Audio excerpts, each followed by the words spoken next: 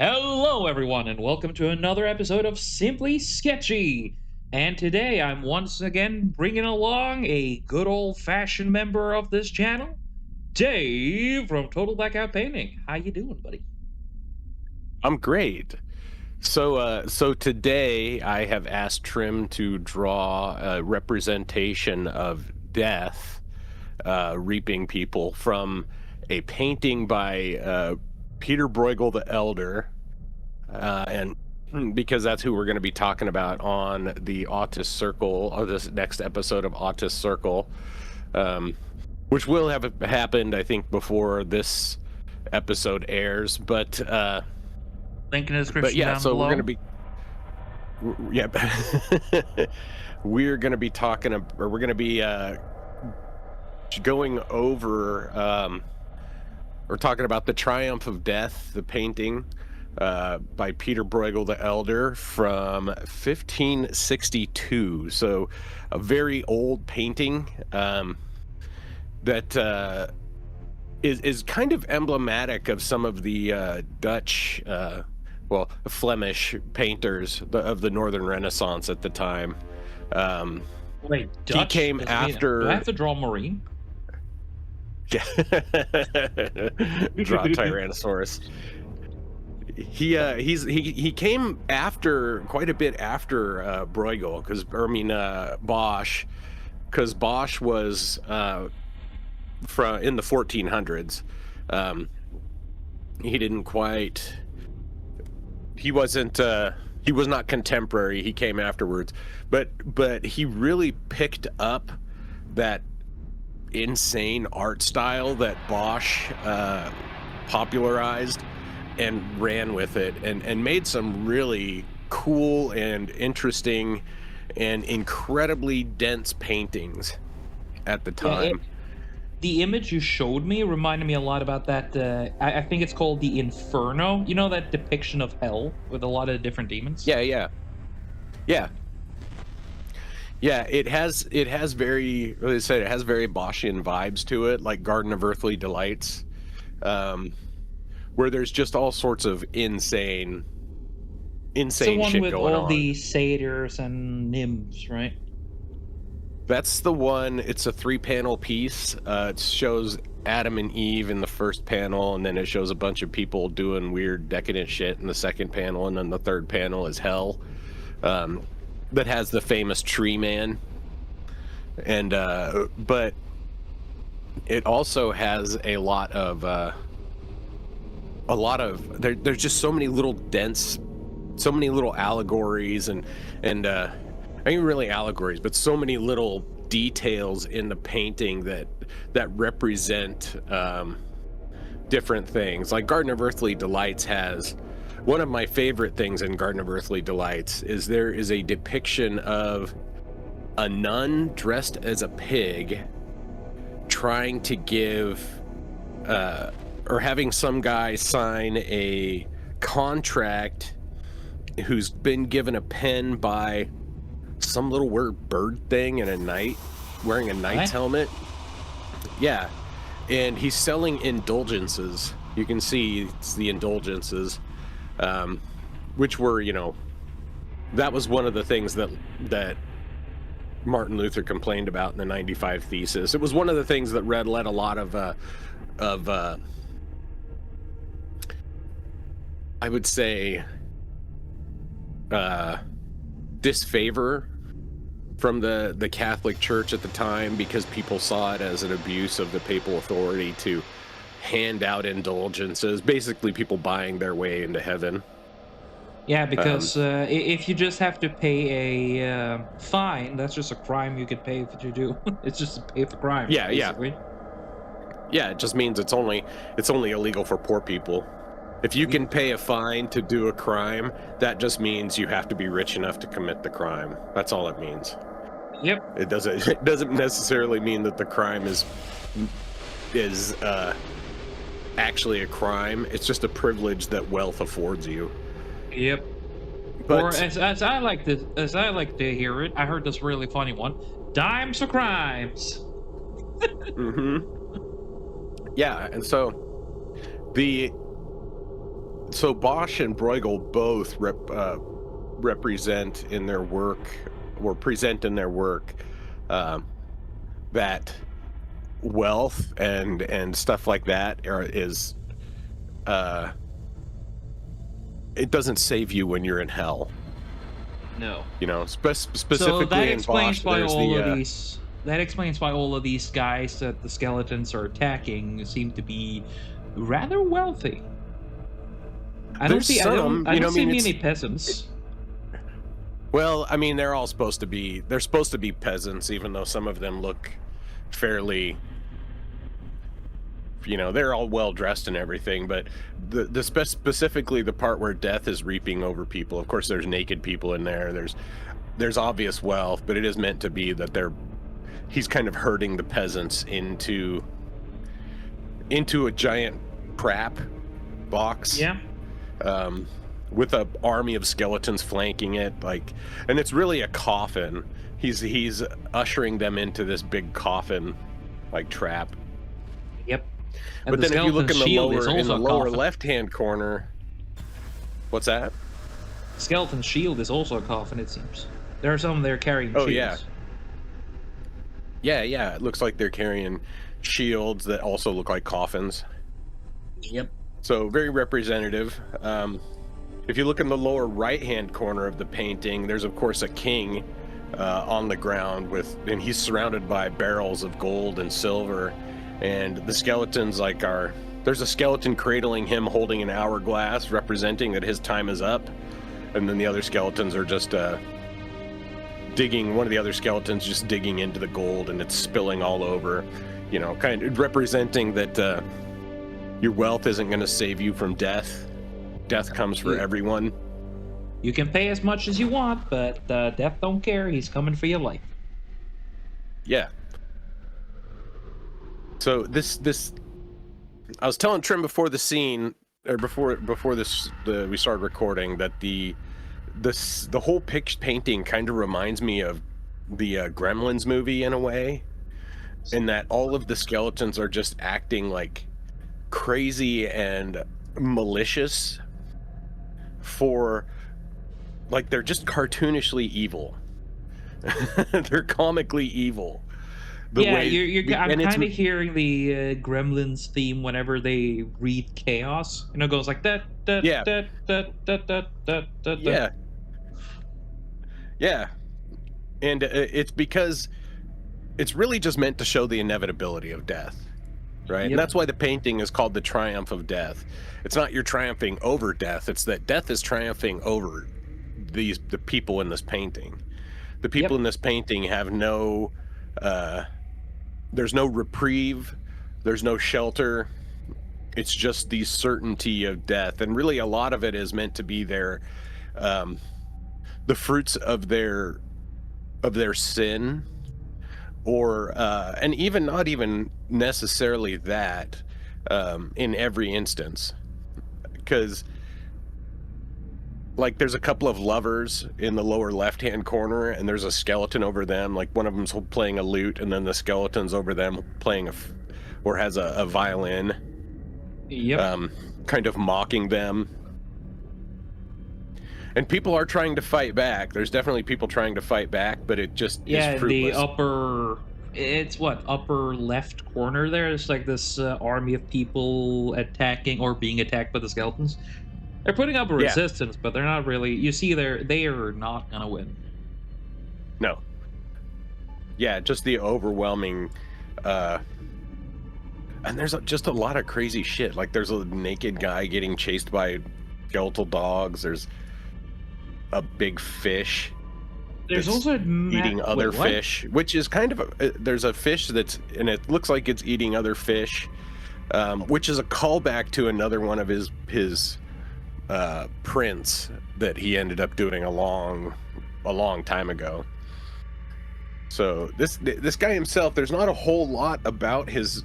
I mean, he's very similar to Bosch in a lot of ways, because there's not a lot of details about his early life, and so there's been biographers that came afterwards and wrote what they think happened, but nobody knows for sure Like they have an idea of where he was born, but they don't know for sure like who his parents were. Um, So but they do know basically, like this dude just appeared out of nowhere, dropped a few freaky skeleton paintings, refused to elaborate, and disappears. yeah, and died because he died pretty young. You know, Oh, he died. He died, I think, in his early 40s. So, right. and there's not like a again, and it's kind of weird because even at the time, there's a lot of records that got kept, but there's no records for him. You know, there's no firm records of his death, like how he died or anything like that. Just basically that he died. Of course, there was a lot of plague at the time, so that's a very plausible, you know, explanation of why he died. Like, It also kind of plays a little bit into this painting, and that, like, similar to what we talked about with Pesto, right? Like, the plague did not respect wealth. The plague did not respect status. It did not respect, you know, mother and child. It did not respect anything. It was just death. yep. Death come manifest, and that's very much what this painting is. There's no respect of status or position. It's just Pure fair death. And some it's crazy just fucking death. shenanigans. Right. It's just skeletons doing shenanigans the whole fucking Yeah, time. speaking of shenanigans, look, Bezek, zoom up on that tree right above the skeleton with the horse that we're currently taking inspiration from. And look there. There's a naked dude with a spear in his back being shoved in, Yep. having been shoved into the tree, and the tree is crying. Yeah, it's like he was trying to hide and got an arrow or a spear stuck in his back. And then there's a body in the yolk of the tree at the top. Yeah. And then right near that there's all these bodies, these people up on these poles in like with like they look like wagon wheels on top of them. Ah, those are Where breaking it- wheels.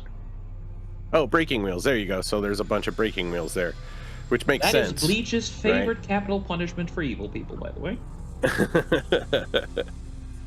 Completely reasonable. Very. We need to bring it back, Oh yeah. you know. And then immediately to the right of that is some skeletons gathering around and hanging a guy. And then right next to that, there's a dude with a skeleton about to chop his head off. Yep. Oh yeah, and the bunch Then of it uses- skeletons clad in togas, looking like they're having a procession. By the way. Yeah.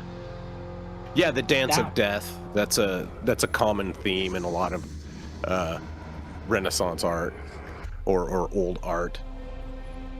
One of my favorite things is the skeletons and togas, you know, by the cross that have the dude with the millstone around his neck that they're just dumping into the water. Yep. And then there's just so much detail on it, and that's why I picked it for Ought to Circle, because it's going to be a different episode. Normally we cover 5 paintings. This time we're only doing 3, and it's because each one is just so packed with detail and little stories that just go to they speak to the whole meaning of the painting. They just reinforce the whole meaning of the painting. So the whole meaning of the painting is obviously the triumph of death. Death wins in the end. Death is inevitable. And these paintings, the overall little vignettes inside of each bit of the painting just reinforce that. You know, the mocking of the king, the skeletal dog. There's a lady holding a baby, but there's a skeletal dog looking over it. And then right next to that, there's a skeleton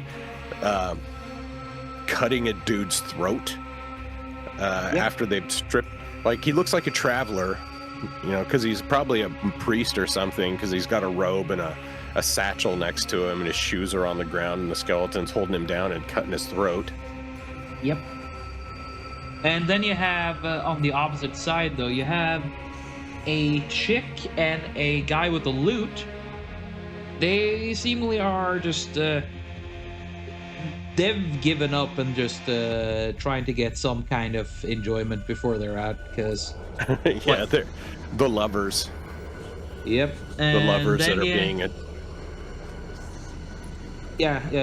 sorry for interrupting. You also have the Oh, yeah. right above them on the opposite side of the table, that chicken red who's being handled by the other skeleton. Right? Well, and then right next to her, that woman in the black is on fire. Oh shit! She's Yeah, got, she is. like- Yeah, there's the skeleton in blue, and it's like a table. There's food on the table and everything, and then the skeleton's bringing in bones on a platter, like mockingly bringing in bones on a platter. The bowl has a skeleton in a basket the table has a skeleton in the basket in the middle.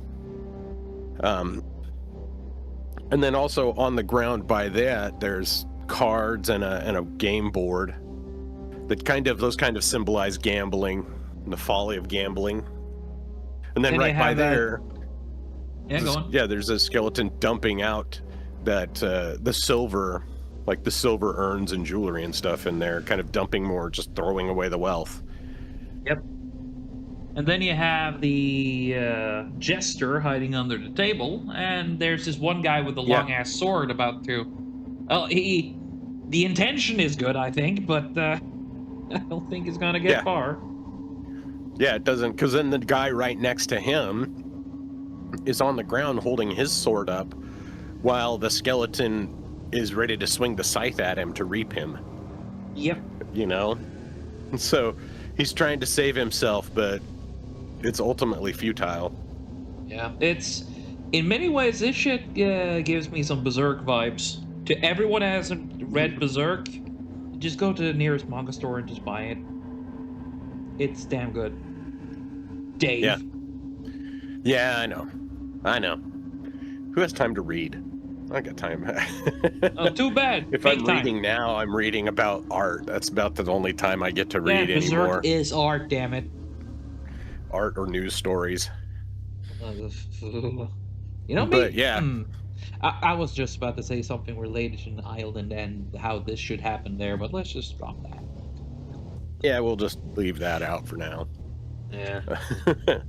But, that's the fate that inevitably waits everybody. Yeah, no matter how much shit you got, nothing is gonna stop the Reaper from reaping you. Right. Death comes for everyone, it doesn't matter. Yeah, that's why it's more important to build a legacy instead of just being a hedonistic little shit. Right. But yeah, the appearance of death is irrespective of the it doesn't respect status or parenthood or anything like that. They're just indiscriminate, chaotic, insane slaughter all over the place, and it's funny. Death is like a honey badger. It doesn't care. Yeah. I was just thinking, it also makes me think of the skeletons from Army of Darkness. I think that was another thing. Yeah, the Evil Dead 3, right? Yeah. But then there's also historical stuff in here too, like the hillside on fire and the boats on fire in the harbor. Yeah, and the bells ringing. And the bells ringing, all that stuff. But it's the fires and everything are emblematic of. So one time, Bruegel went to he was traveling to Rome, and on his travels he went to a city in southern Italy that had just been attacked by Ottoman Turks, and the city was razed. Like, the Turks came in and set everything on fire. And so this is representative of that, much like similar to in Garden of Earthly Delights and the Hell panel, background of that is a city on fire on the horizon.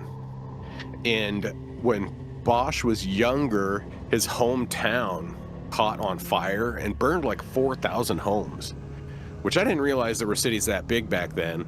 But of course, that's just my own ignorance and my own misunderstanding of the situation. Hey, you'd be But surprised what people can achieve even though they have low tech. It just needs more man hours. yeah, yeah. Well, I mean, they built some amazing shit in the Renaissance time. Oh yeah. Right? Some of those old Gothic cathedrals, and of course some of them took, a couple hundred years to be completed or whatnot, but I mean that's not too far off of when the Sistine Chapel was done. And a lot of even by this time in Europe, there was amazing churches with that crazy Gothic architecture.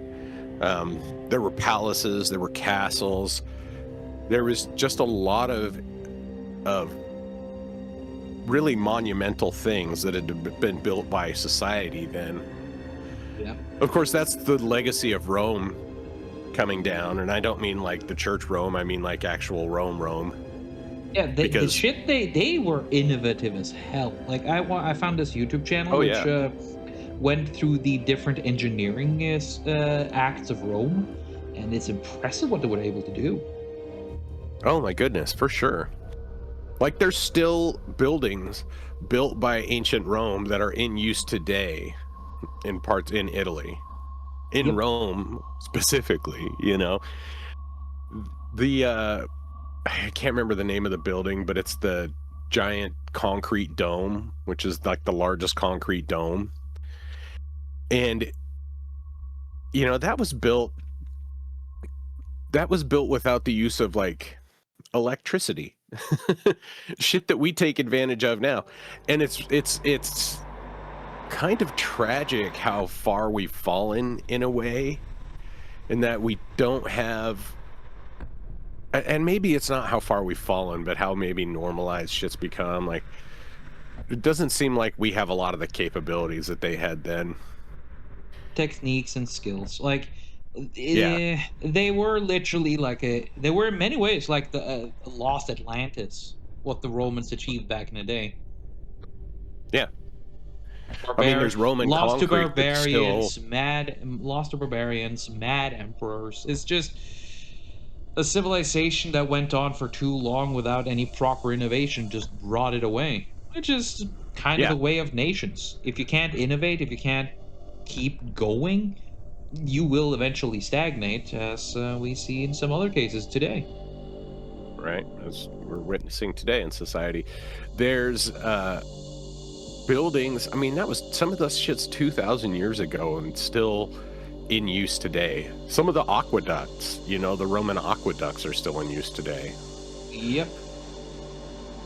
I mean, and really the technology Imagine if you gave Rome the knowledge of things today, like how lead was poisonous and stuff like that. Imagine what they could have done then. oh yeah.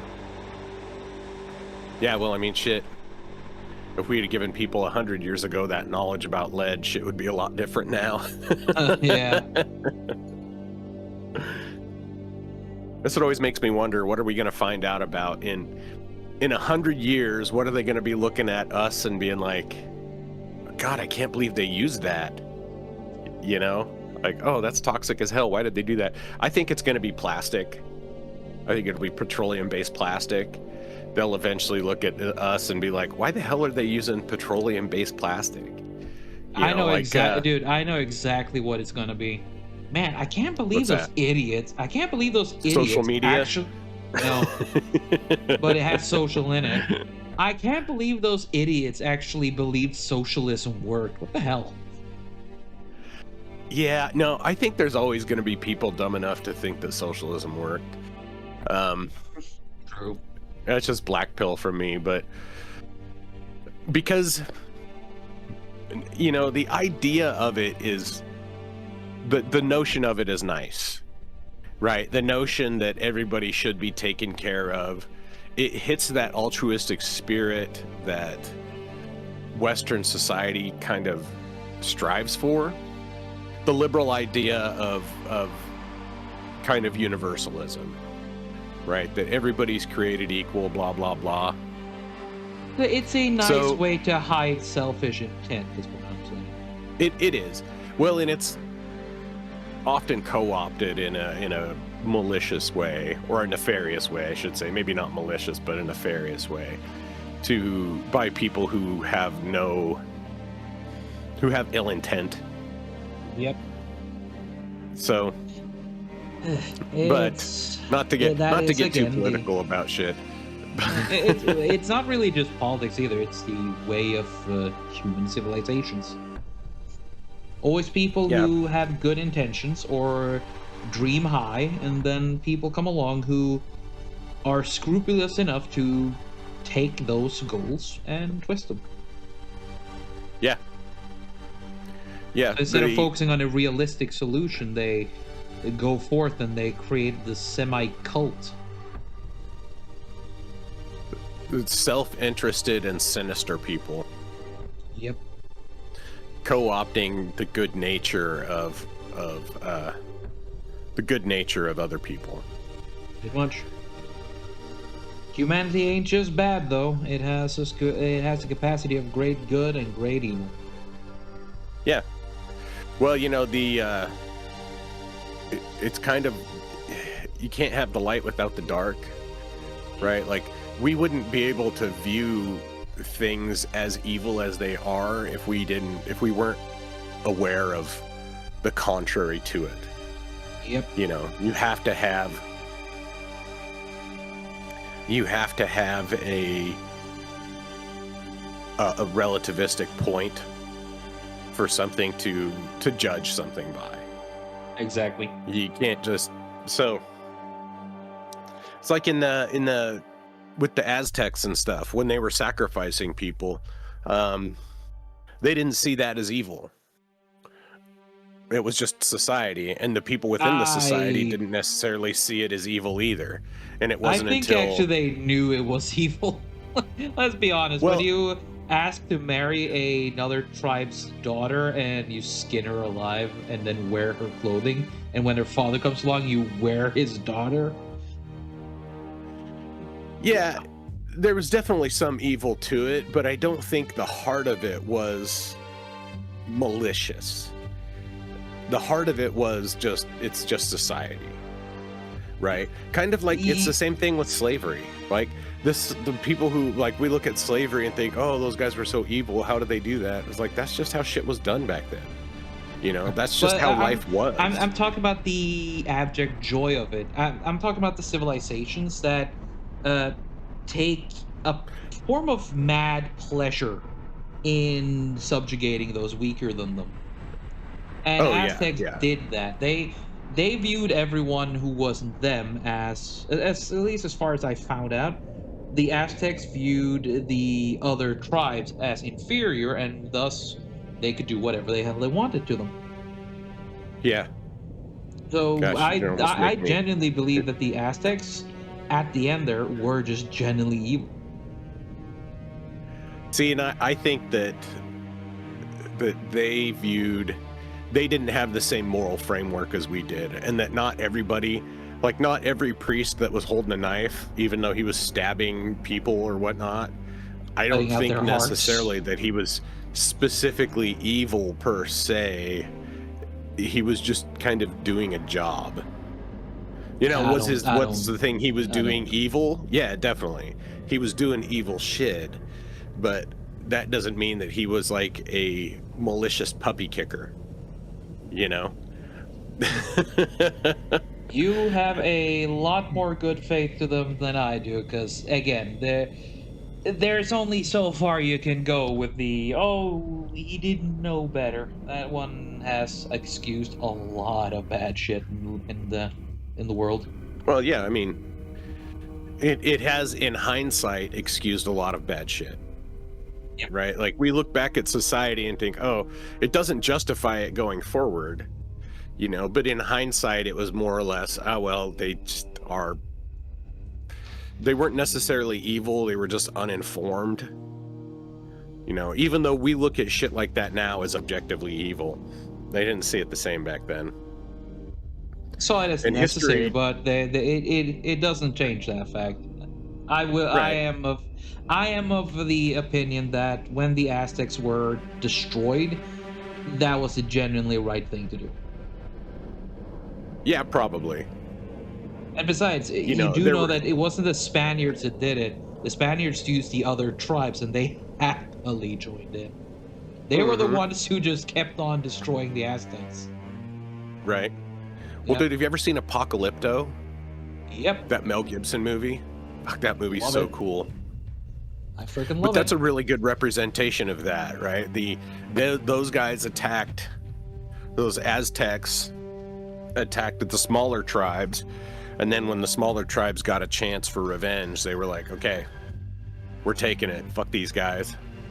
You know, that Yep. happened in North America too. There were a lot of tribes in North America that like assisted in the wars against other tribes.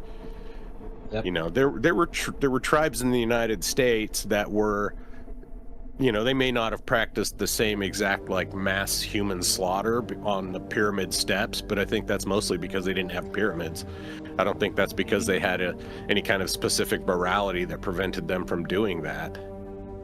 I mean, he even had Which blood is, sacrifices in certain parts of the Norse beliefs as well. yeah, but it's a product of a different time, and I think judging shit by um, judging historical stuff by today's standards is short-sighted. It's short-sighted and ignorant because we don't know fully what their life was like. We don't understand what they had to do to survive, or what got them to that point. Like we just don't know everything about that. We're like, yeah, I got historians studying it, blah blah blah blah, but they can only know so much. I mean, you do have Um, Genghis Khan, who is the one of the most notorious and vile and violent conquerors of his time, and yet right? humanity never really accelerated as much as. Oh wait, accelerated. Say Yeah, he built the groundwork work for a lot of future civilizations. he did. But he also killed like a tenth of the world's population at the time too. Like he Yes. killed a lot of people. But then Yep. on the other Objectively hand, evil. he but did he do it for evil reasons? You know, or Yes. was he doing it just to secure a land for him and his people? Secure a legacy for him and his people. Both You can be know, true like at the same time, you know. That's the they thing. can, but That's what I'm getting at, because seeing it too black and white like that is doing a disservice, because yes, you can condemn or look down upon the evils committed in the past by others, but excusing it, oh, they didn't know any better, is a bit too arrogant in my views. It is you know it's kind of interesting. it looks down a bit too much, because they were not really that different from us. The only difference was knowledge about what was the knowledge of the world Right. itself, basically. Well, you know But what's the funny about concept. that? Hmm? Go on, go on. Or the funny thing about that whole Genghis Khan thing is that nobody says, oh, he's as evil as Genghis Khan. Everybody compares everybody to the Mustache Man. Yeah, that's Even because though he's Genghis the most Khan recent killed one. so many more people, Yes. millions more people, like tens of millions of fucking people. He killed, I don't know if he killed as many people as Mao and Stalin did, but he killed so many people back then. Comparatively, he killed more, but the thing is about it is the modern time, and the Austrian painter, he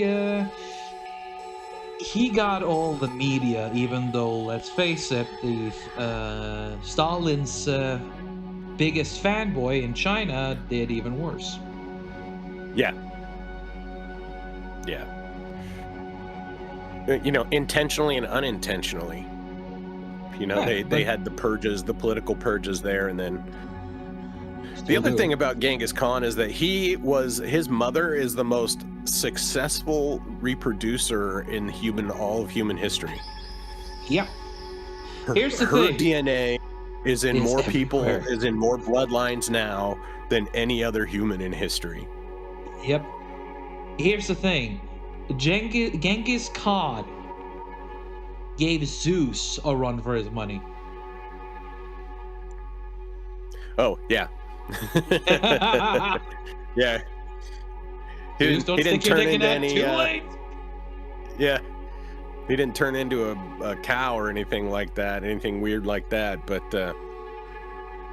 Genghis didn't need to shapeshift or cheat. He did it the old-fashioned way. Yeah, by the sword. uh, and also groupies. That's He's strong yeah, enough, groupies, and you know. right? Money is the most powerful aphrodisiac, they say. That and power. Yeah. Well, one leads to the other generally. Yep, true. Let's see. So, How are we doing? Oh, 36 minutes. Neat. oh dang. But yeah, so this painting, The Triumph of Death, and this is Death. Again, I Bruegel did a lot of big group scenes. He did a lot of genre paintings, which are paintings of just everyday life. Jacob Jordan's did some of my favorite genre paintings in the Baroque period, but he did some really cool genre paintings too, about like peasants hunting.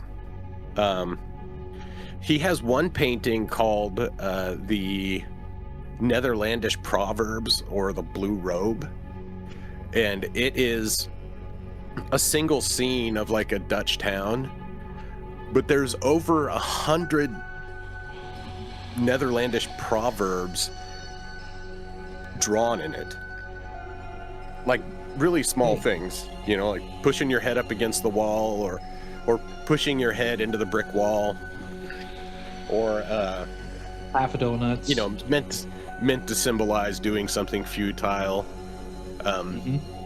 Putting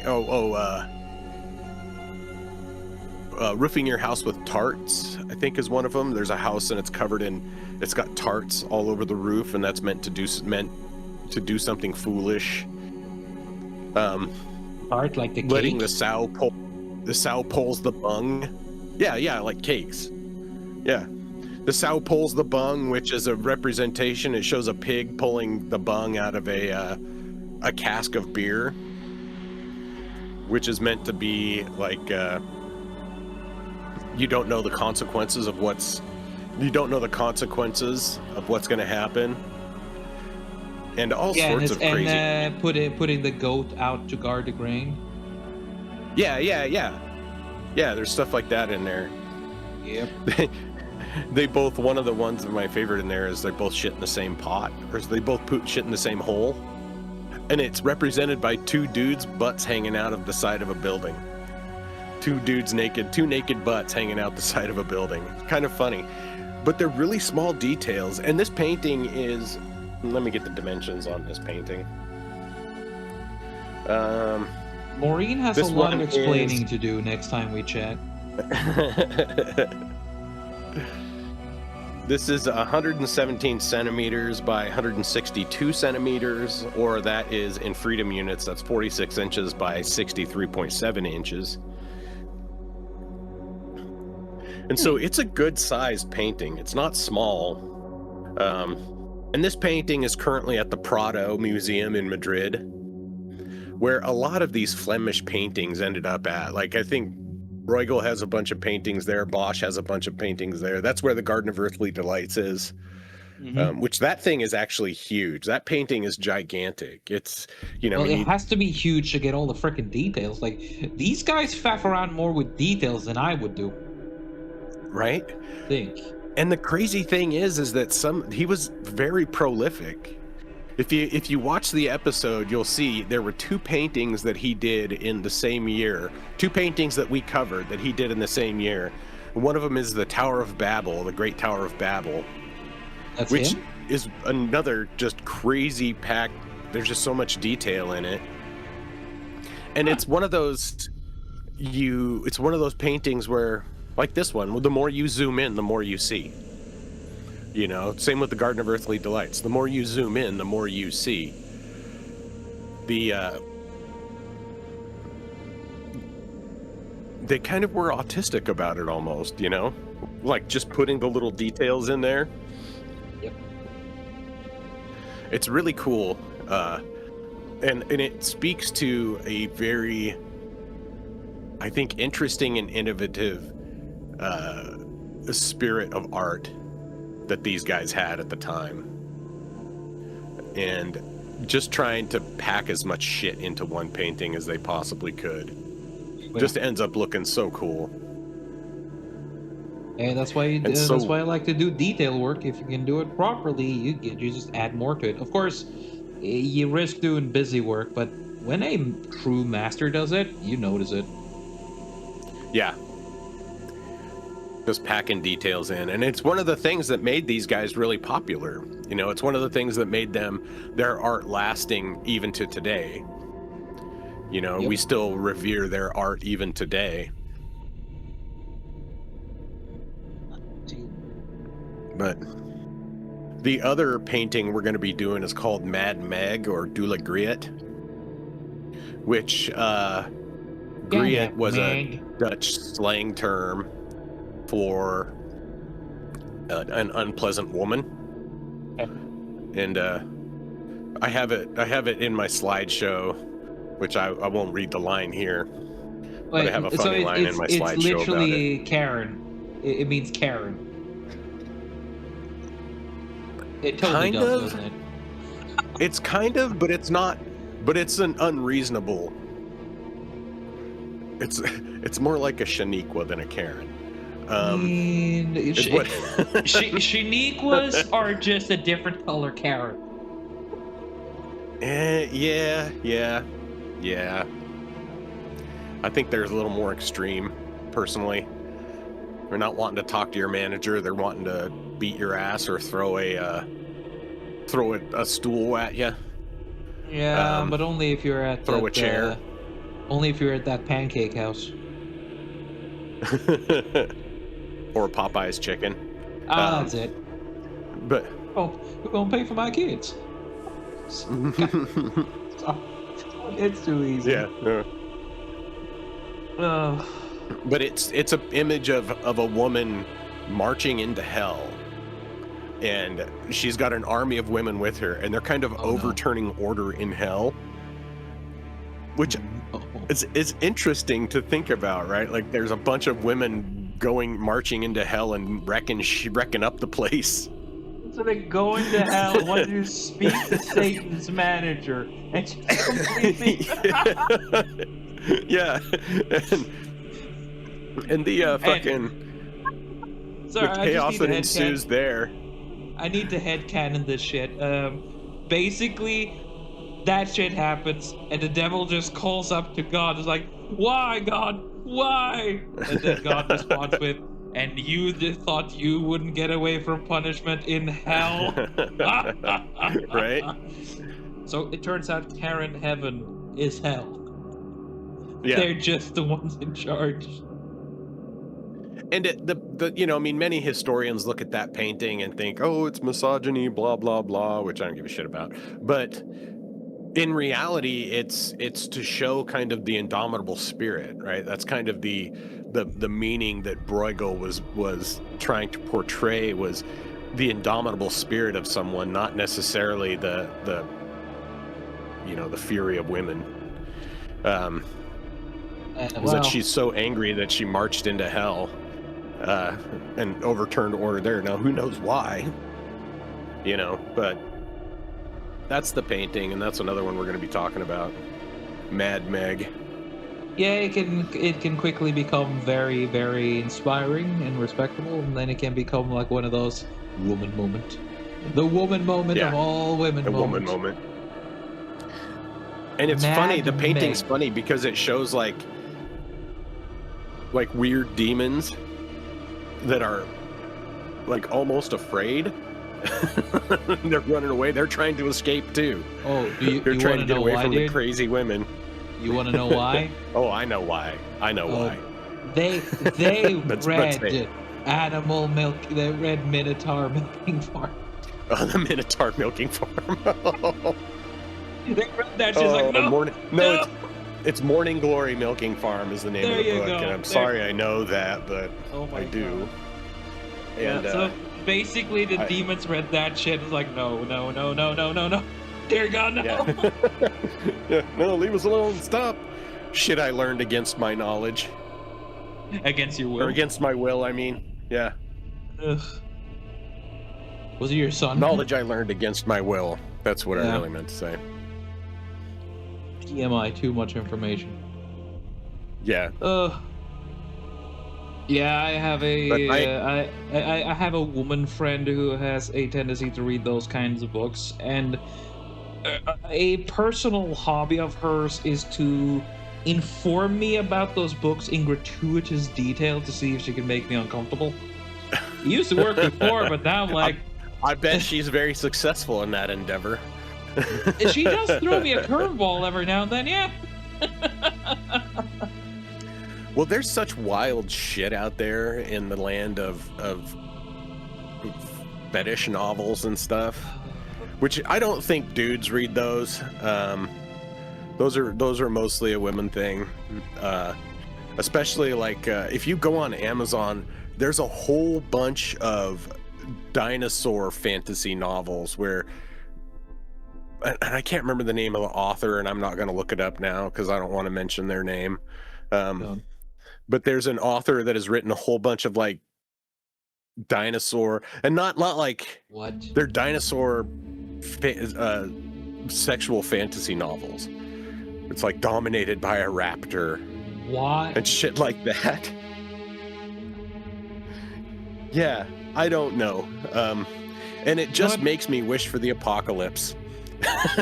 You know, this dude can't come any sooner, you know? I'm starting You can't get here quick enough.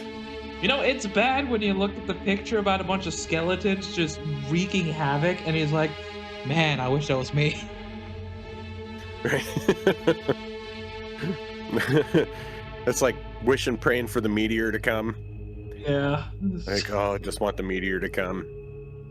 Imagine the fucking army of skeleton comes like, ah, we're gonna pillage and destroy you, and everyone's like, thank you. Right. Like, oh, finally.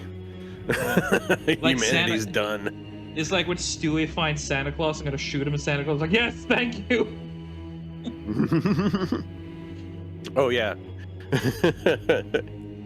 Oh, boy. Oh, yeah, my favorite Santa story is always going to be the Lobo paramilitary Christmas special, where the Easter Bunny hires Lobo to go kill Santa. We already did a Lobo painting. I think we talked about it pretty extensively then. The main man. Can't go wrong with Lobo. Which, man, I was hoping they were going to make a Lobo movie with Jason Momoa, because I think he would be like the perfect Lobo. You know, I think he would too. Yeah, Momoa. But, Momoa would make a great Lobo. Right. And I just watched this movie with, it was him and Sylvester Stallone from 2012 called Bullet to the Head. And where he plays like a hitman, like this badass, mean hitman. And it just made me think like, oh yeah, this guy could be Lobo. The whole time I'm watching it, it's like, oh, this guy could be Lobo. I mean, even him playing Khal Drogo in Game of Thrones, goddamn, he was so good as that. My first Jason Momoa, the first Jason Momoa role was from Stargate Atlantis.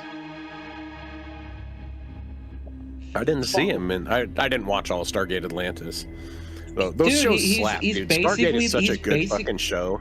He's basically the Teal'c of the Atlantis team. What the? Ronan was his name. Oh, you know the dude with the giant laser blaster? He likes fighting. I'm not familiar with it enough. Man. I loved the clips, and I loved Stargate, and I did see a bunch of the original Stargate, like not the Stargate Atlantis. SG-1? But, yeah, SG-1. And like that was a good show. That was one of those shows those sci-fi shows that I think had a really It had good writing, and it had likable characters in it. Oh yeah,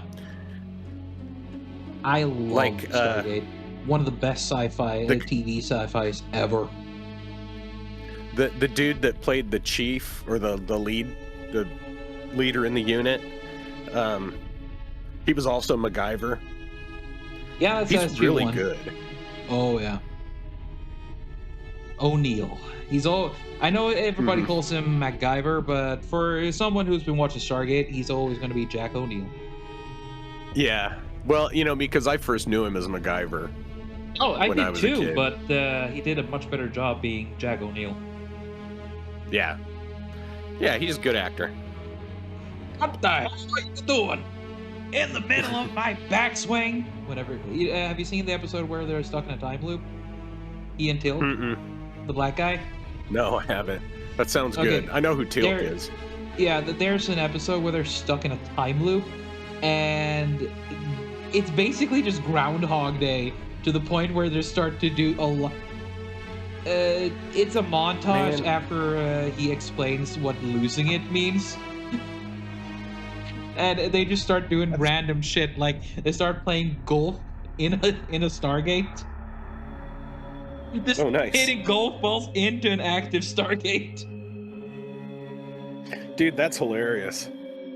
Yeah, and of course when when General Hammond just gets pissed off and like, "What the hell are you doing?" To which he just turns around and is like, "In the middle of my backswing." Just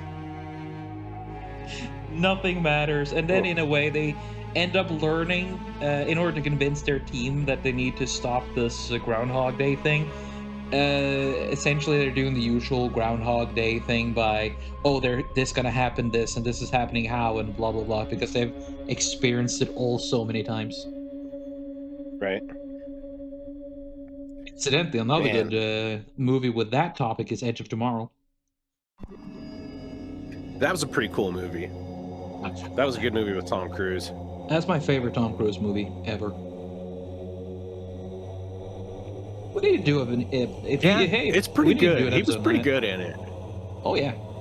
Hey, Like, Tom Cruise might be a crazy Scientologist dude, but oh boy, he's got the acting chops. Chops, I get chops. yeah, you know what? That's totally true. I can't shit on him for that. He has been in some movies that I thought were dumb, and I was never, like, I didn't think he was good as Jack Reacher, and it's not necessarily because he was bad, but because he didn't look like Jack Reacher to me. It's Jack Reacher. The Reacher TV shows, the yeah, I don't know what the name of the movies are. But and I just don't care for some of those popcorn movies, and it's not because fair. they're bad. I just don't care for them. That is fair. know? There's a lot of movies that I don't care about that other people love, even in Like the Mission different animes and Impossible. mangas too. Yeah, but I was never a big fan of the Mission Impossible movies, and again, not because they're bad per se, just because they're just not my thing. Yeah, you just don't feel interested in it. Again, we all have our different tastes, our different interests, and in your case, it's about Right. looking at a bunch of wacky ass skeletons doing horrible wacky ass shit.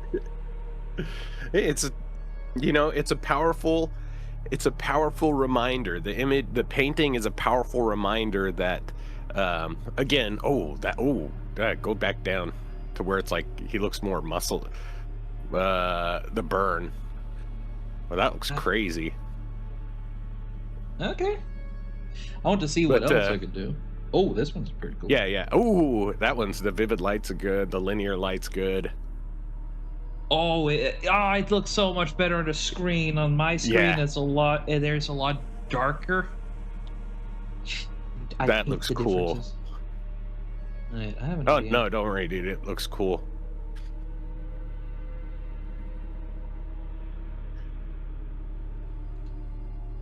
Or it distracted me. I forgot what I was talking about. But something dark side. no, you can go back to that. You can go back to that linear burn. Yeah, the thing is, though, it doesn't look like that to me. On the screen, looks different. It's a lot more red for you than for me. Though it does look a lot more burnt. You'll see what I mean. You'll see what I mean. Yeah. Still doesn't look bad. Nice. There we go. Let's see. Just Let's got to move my try. window. There's so much light difference between my 3 monitors back here. Yeah, that's so cool looking. Yeah. Let's. What can I find here?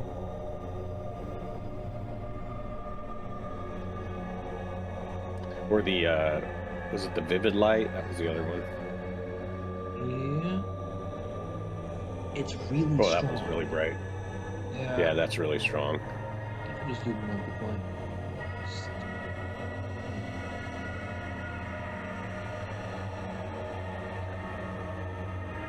Do this.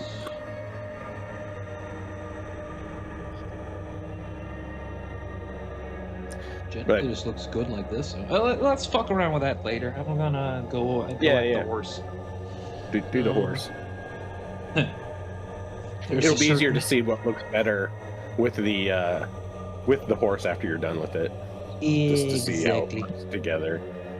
Yep. Let's see.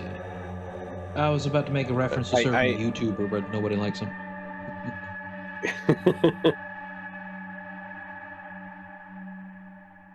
So I do like these allegorical paintings Yeah. that are I packed mean, with they detail, get and the ones that really try to tell a intense. story without really.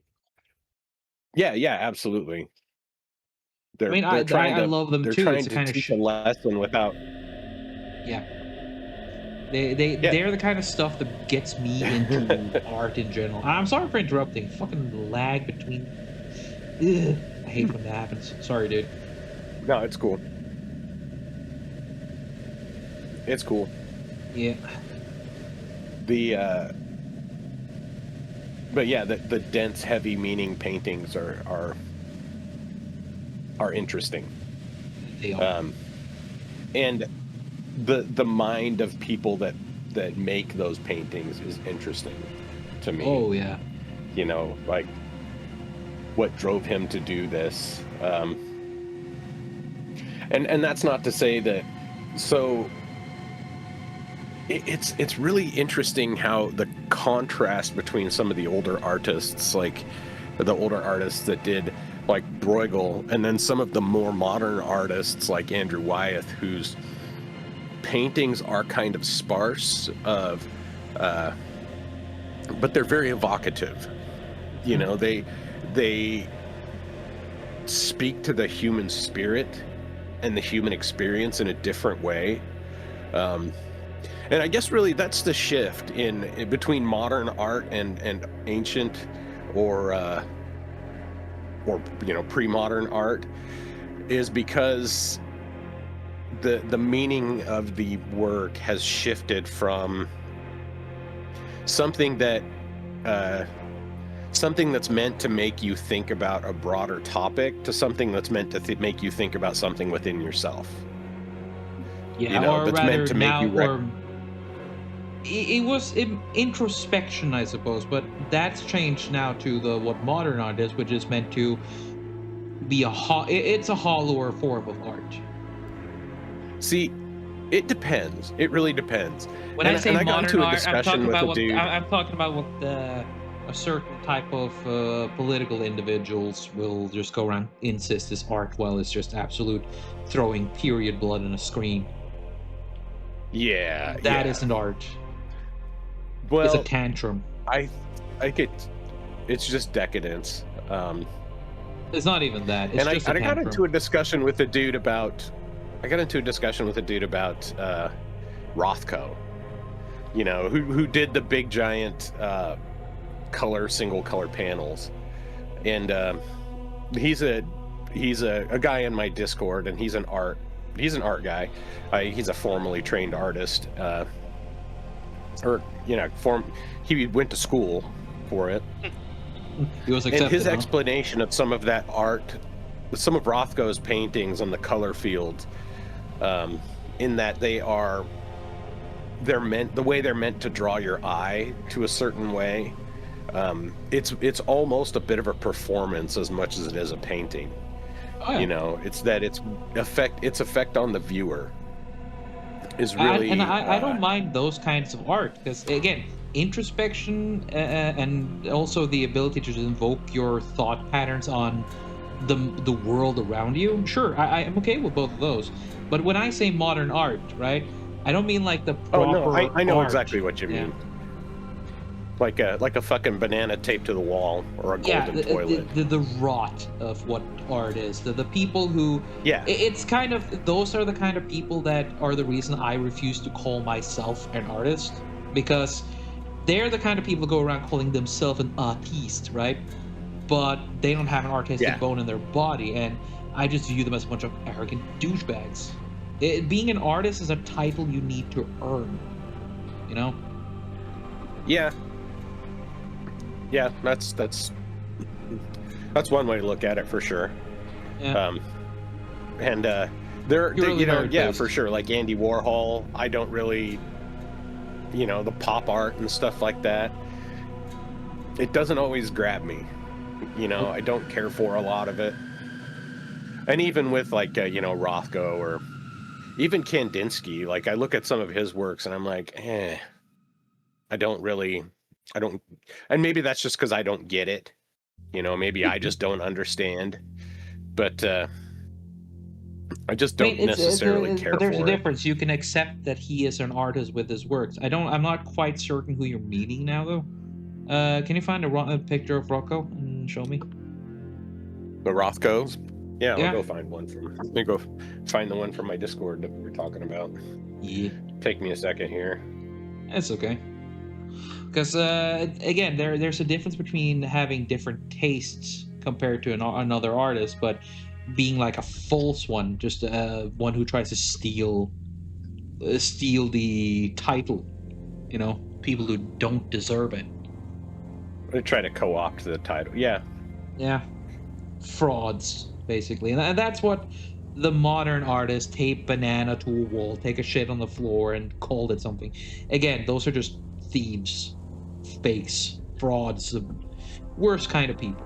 I view them as part of the societal rot because these kind of wannabes, they are always around, but they're opportunistic vultures, or rather maggots crawling in a rotting pile, seeking to extract as much nourishment they can for themselves and lie about it, what they're yeah. doing. There's a difference between people So I with put in the different chat here. taste and style. Yeah. Let's see. This is one of the. Oh, Oh, sorry. Ah, yes. Yeah, I get what you mean.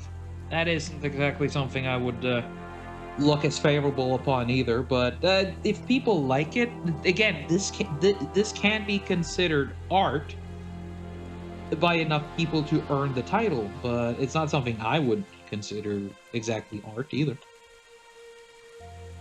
yeah. Well, It's not more necessarily. Like I said, it's not than necessarily my cup of tea. But a lot of them, they don't. A lot of modern art doesn't necessarily stand on its own per se. Like the artist's intent matters. Very much like Caravaggio, his intent. I think his intent with his images really matters a lot. And of course, the images themselves are just phenomenal. But when you read his intent into the images, it adds to the painting. yes. And I think with a lot of modern art, the art itself can't really survive independently of the artist's intent. Which, I think that's what turns a lot of people off from it, because it makes it seem pretentious. It makes people think it's pretentious and dumb, but it's more that we're just not in on the story or the joke. Pretty much. And I can see this So- being one of those cases. I can easily see that. Yeah. it's meant for its own audience, and that's something that's more prolific in online circuits. Like on Twitter, on the art side of Right. Twitter, people build their fandoms, build their own cliques, and I appreciate those. Hell, there's even a few people who I'm part Yeah. of a Patreon for that I really respect their art style for many reasons. Yeah. Yeah. And that's a Patreon's a good thing for that. I Yep. just wish the company wasn't run by douchebags, but Uh, I think the intent of it is really cool because it allows people to support art and artists that they like without the artist having to appeal to a commercial audience, right? Like this yes. artist can just be an artist, which is similar to the old patronage um I that mean, that's why it's called a what lot it's of called, dude. artists were. Yeah, exactly. Literally where the name is derived from. To support art and artists, which is funny because that's how OF started too. Yeah. It was originally a more Patreon start type platform before it got co-opted and overran by thoughts and trollops. It started as But then they make a lot more money off of it that way. yeah, it started off as another Patreon competitor, and it became the online whorehouse. Yeah, yeah, pretty much. Which it makes me wonder if there are still just plain artists on there, I doubt it. right? Like people who had built up a fan base and stuff. I would imagine there's a few, you know. Well, Oh wow. That's some really cool. That looks really cool when you change the lights on that one. yeah, Makes it look like meat. that's kind of the plan. It's ooh, that was on fire. I like the overlay. I'm going with Ooh, that. it's like the Hellraiser horse. Kinda, yeah. Oh, that one Though, looks slick. It was dark and like really bloody. yeah. It still annoys me that you guys can't see how I intend how it is on my screen, but if I It's pretty close. It's pretty close so let's see. from what I've been able to see afterwards. It's pretty close now. Now, as long as I have it on my laptop screen. If I have it on my television screen, my television has very vivid colors, and so that looks a lot brighter on there. But laptop screen looks pretty similar. All right, let's we're trying this one. I like how this one is looking, and starting to we've Yeah, that looks crossed into cool. an hour territory, so I'm just gonna see if I can do the rest. It's gonna be a bit longer one. Yeah. Let's see. Hmm.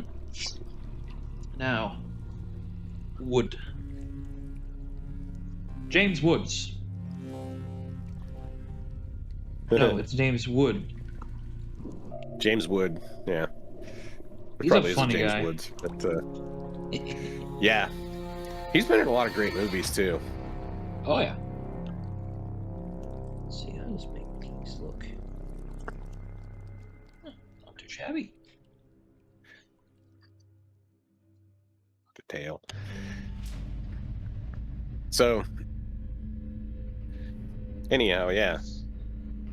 This week we're talking about the Northern Renaissance, the high Renaissance, post Reformation, pre Baroque period art. And the week after that, we'll be talking about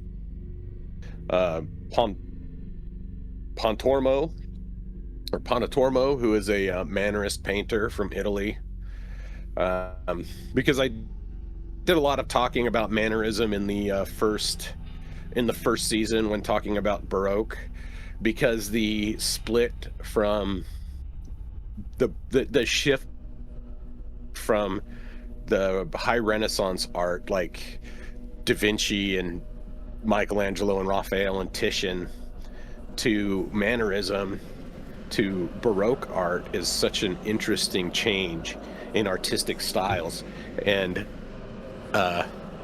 really follows I think it really follows the kind of historical zeitgeist at the time, in that in the post-Reformation era, the the world was kind of in upheaval. You know, the Catholic Church had been the stabilizing force throughout the Western world, and when it got challenged in a very serious way and the schism happened, it fundamentally shifted how society itself worked, how society itself functioned. And that shift caused, much like you look at Soviet art and some of the that came out during the Soviet era, how the kind of the brutalist art and the brutalist architecture kind of stuff was really emblematic of the harsh feelings at the time, and a lot of it was a critique of the ruling class, and that they kind of or that the ruling government and everything, and that they had stripped all the joy and beauty out of life, and so what was left was this cold, bleak, square, blocky architecture in this cold, bleak, square art and decayed world, which is represented in a lot of the Soviet art. Yeah. Which is very contrary to and it's very contrary to some of the Russian realist art that existed before it, because they had Russian traditional clothing and style is very colorful. Oh yeah. It's very it's very vibrant, and even with because you think of what's the Russian dance, that bouncing and kicking kind of dance where they're dancing really low and kicking their feet. What do you mean? But I don't remember its name, sadly. Yeah, I don't know the name of it, but it's very energetic, and that was something that was kind of emblematic of Russia and the Russian culture that got heavily suppressed by the Soviets. Yeah. And so that's why I say the Soviet art represented the brutalist art represented the disillusion and destruction of that. Yeah. And also, Russia has one of my favorite, Tchaikovsky. Oh yeah. Why do you need 17 cannons? Oh, you'll find out. Tchaikovsky, no! Tchaikovsky, yes! Always, yes! Oh, the glorious memes. Yeah, that's a different time. Oh, yeah. I am going to make cannon explode a lot. That is music. Oh. What do you mean the musical? That makes me think of the old. I think there was a Far Side comic where some guy has I think it's for the 1812 overture or something like that, where there's gunfire and a cannon and stuff, and it's like, what's Bill's instrument? The gun. like there's just a dude standing in the back of the orchestra just waiting to fire his gun in the air, This is kind of funny. Everybody's got their own instrument, and this dude's just standing there with a gun. Wait, what? This overturned dude comes out with a fucking gun, rifle, massive fucking 50 cal. Like, wait, what is your instrument? Just pulls out a 50 cal. You'll find out. The gun. Oh, love it. Yeah. Let's see. Let's go with this. Then, what if I do double?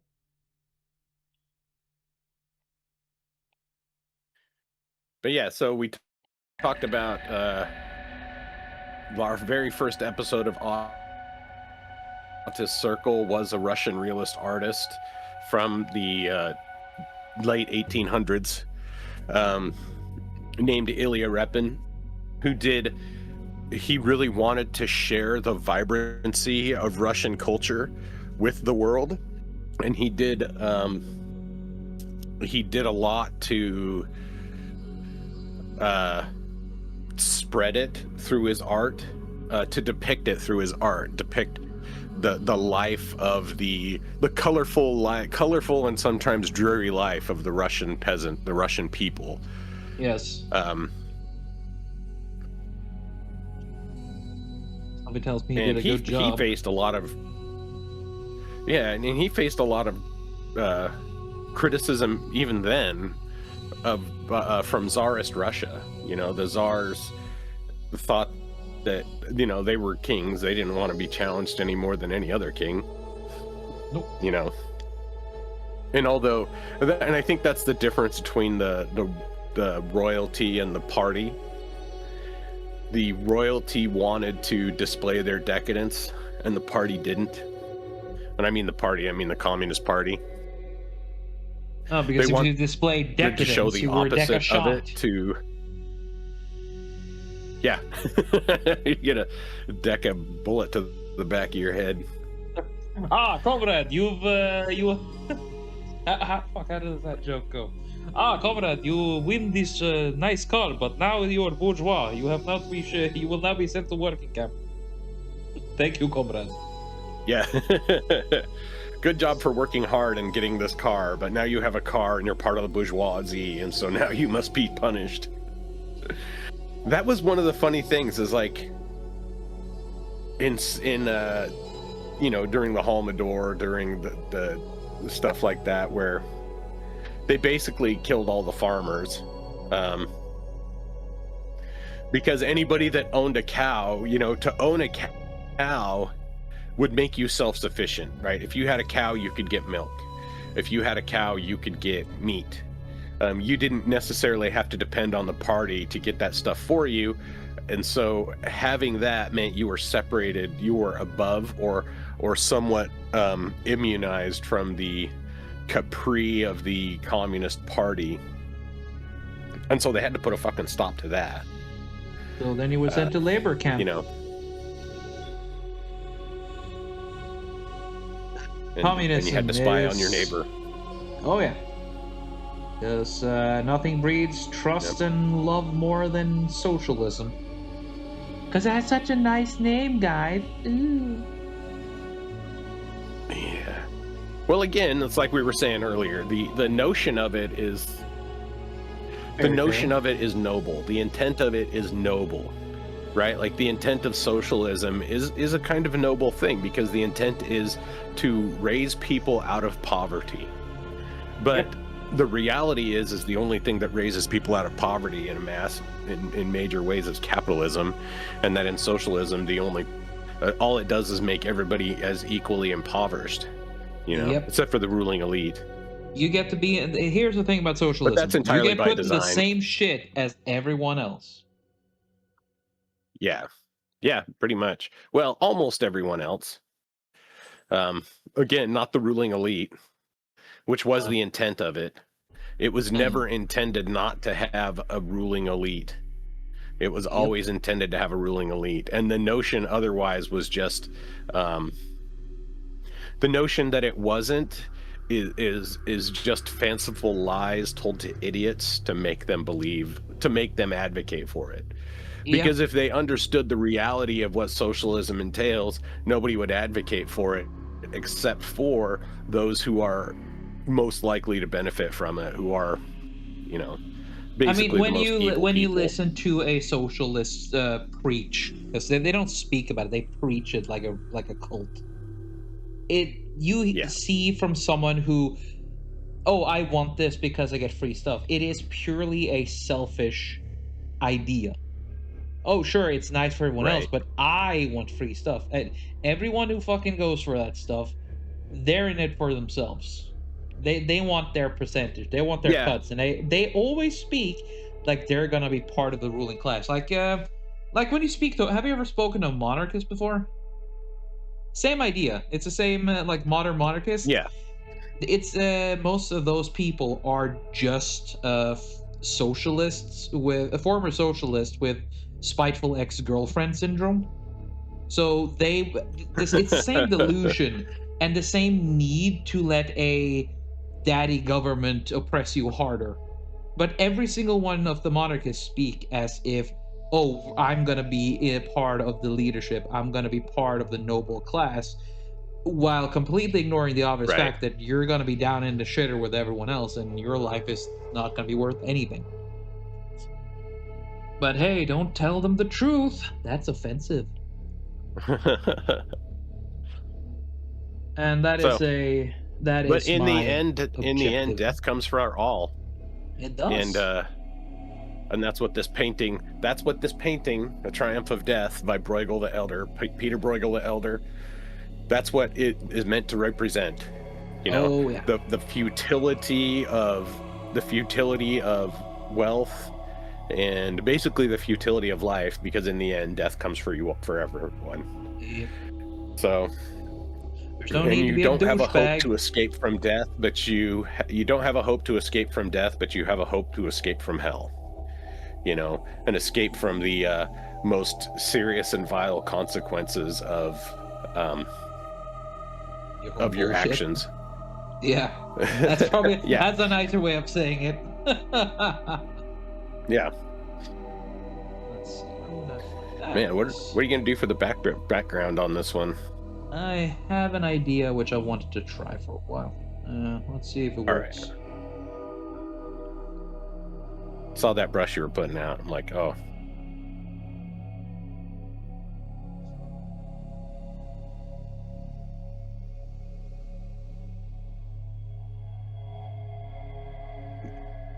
Yeah, that's a cool brush. Yep. If I just that's too much. Quick and dirty. There you go. There you go.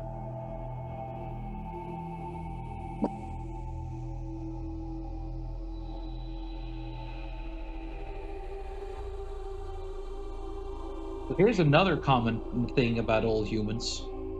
Doesn't matter what color you have, doesn't matter what belief or faith you have, if you get a cut, it's gonna come out red. Yep. We all bleed red. Yep. That's gonna be the rallying cry when the aliens invade. Yeah. We all bleed red. They bleed green. They bleed green. We all bleed red. Yeah. Or if you play Helldivers, the the bugs bleed oil, the squids bleed blue ink, and the automatons bleed oil. Go fetch. Yeah. Again, love That's that right. game. Against the non-human menace. Yeah, and it's also been. Oh, by the way, just a little funny side fact. It turns out the automatons are Swedish. If you translate IKEA. if you translate the automaton writing, it's translated to translates to Swedish. So That's as a hilarious, Norwegian, dude. I feel incredibly justified in doing what I do. Now, are the devs? I didn't think that the devs aren't Swedish. Is that on purpose, or Swedes, what's the I think it's on motivation purpose. behind? Oh, are they? Okay. Yeah, they are. Oh, okay. That makes sense. The devs are Swedish. Or Super Earth. For Super Earth in a properly managed democracy. That's the difference between our world and theirs. It's properly managed. It's such a funny I know. It's such a funny satire. It is. There you go. What do you think? Looks good, dude. Thank you. That's excellent. So, this is Death, Riding and Reaping. Yep. Riding a meat horse and reaping in a field of blood and flames. Yes. Which is dope. It's very metal. Fuck yes, it is. Very metal. And I do like... one of the first drawings I did on a tablet was the Knuckleby. So that one was pretty funny. Yeah. Oh yeah, one of my favorite. It's one of my favorite Norse mythology creatures. So, well, technically it is a mix of Norse and Scottish. We should do that one day if you feel like that. Yeah, I'll do That's some metal research as on it. fuck. Hell yeah. Well, and with Because I that, mostly know the Nucklevy as a magic card.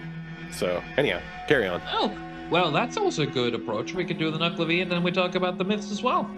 Hell yeah, now we're gonna talk about as well as the fucking robot Prince of Octortool over to his robot kingdom rule, electronic Lord of War, destined to reign forevermore. Yeah. I fucking love that song so much. Sorry. Well, with that, I want to say thank you so much, Dave, for joining me. It's been a hell of a lot of fun.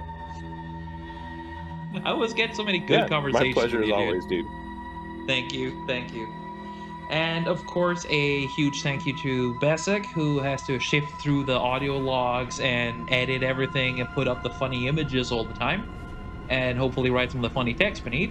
And of course, another huge thank you to Robert Renato, the local musician from Hungary that lets me use and reuse all his music.